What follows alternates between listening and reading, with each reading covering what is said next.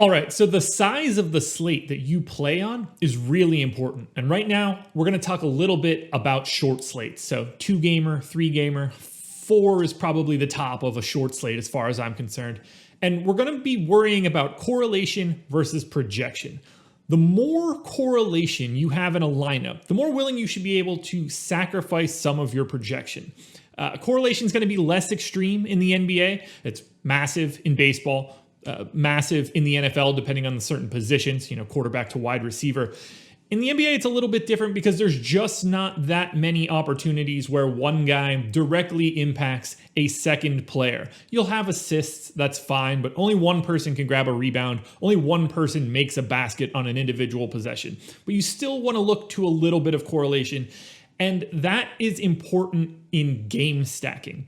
When you have less games on the slate, there are less player combinations for your lineup, so stacking takes a higher precedent. The chance that one of those individual games has an outlier total, so let's say one of those games goes to overtime and you have 5 guys from that game, that's probably an additional 25 minutes of gameplay. We're talking about an additional 20 fantasy points to your lineup. The opportunity cost for game stacking on a large slate usually isn't there. You're better off just simply having the 8, 9, 10, whatever site you're playing on, best guys for that particular lineup. The outlier performance is less likely. On a 10-game slate, a game that goes to overtime is only 1/10 of the slate. On a 3-game slate, that's 33% of the slate. That's a major increase. The other way that you can look at correlation on a short slate is using negative correlation. You see that a little bit in terms of guys with direct backups. So the example would be, let's say you have a center projected for 30 minutes, his backup projected for 18 minutes. That's the full 48 minutes. And let's say they're basically the same player, 1 fantasy point per minute. That starting center is likely to be picking up a significant amount of ownership. There could be scenarios where you're better off just simply rostering the backup at lower ownership.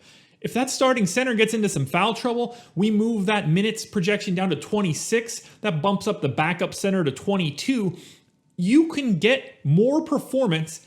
It'll raise your lineup, and you'll know that the higher owned center that you didn't roster is bringing down significantly more lineups. And it's not going to take much. Injury, bad play, foul trouble. These are very easy ways for the backup, in this case, to take a leap up. And you're using the negative correlation between these two players to increase your upside in the contest. It might not necessarily be the best individual projection play, but by using that negative correlation against the public ownership, you'll increase your opportunity to win the contest. And that's what we're looking for, right?